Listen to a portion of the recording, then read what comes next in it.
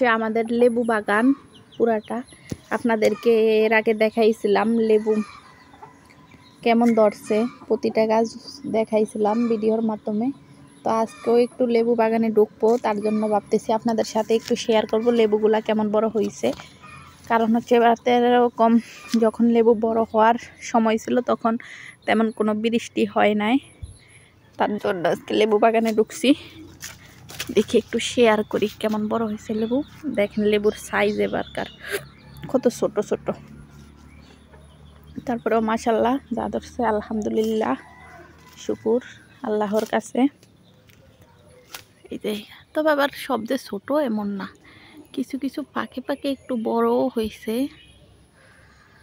তবে আমার কাছে না এই লেবুর গ্যারান্টাই সবচেয়ে ভালো লাগে, আর শরবতটা বেশি ভালো লাগে।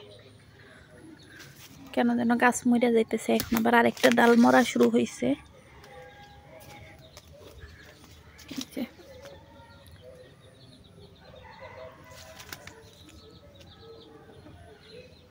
এইখানে হচ্ছে কয়টা গাছ, এই যে একটা একটা দুইটা, আর এইখানে হয়েছে একটা তিনটা, আর এই যে এখানে ছোট একটা ডাল আছে।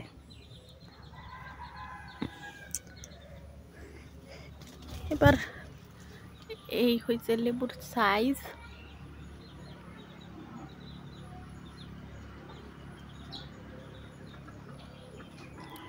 যাদের শরীরে ভিটামিন সি এর ঘাটতি আছে তারা বেশি বেশি এই লেবু খাবেন। আমিও কিন্তু খাই, আপনাদেরকে সাজেস্ট করি এমন না, আমিও খাই। আমার কিনা লাগে না যেহেতু বাগান আছে লেবুর।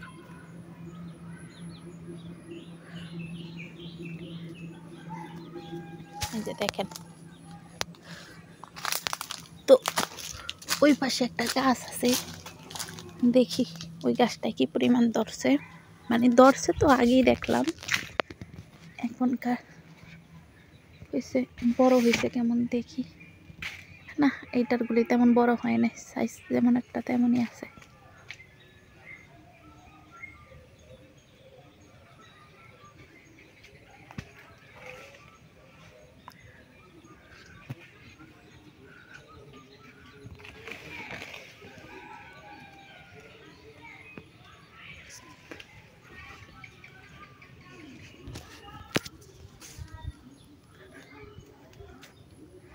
আসলেই ঘর থেকে বের হইলে যখন এমন লেবু গাছ, লিচু গাছ, কমলা গাছ দেখি তখন মনটা খুব ভালো হয়ে যায়, খারাপ থাকলেও।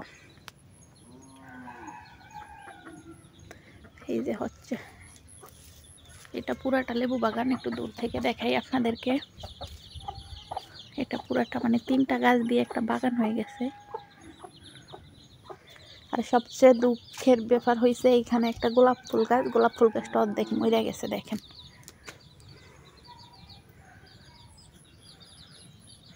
এমন লেবু বাগান আছে কাদের বাসা অবশ্যই কমেন্টে জানিয়ে দিবেন।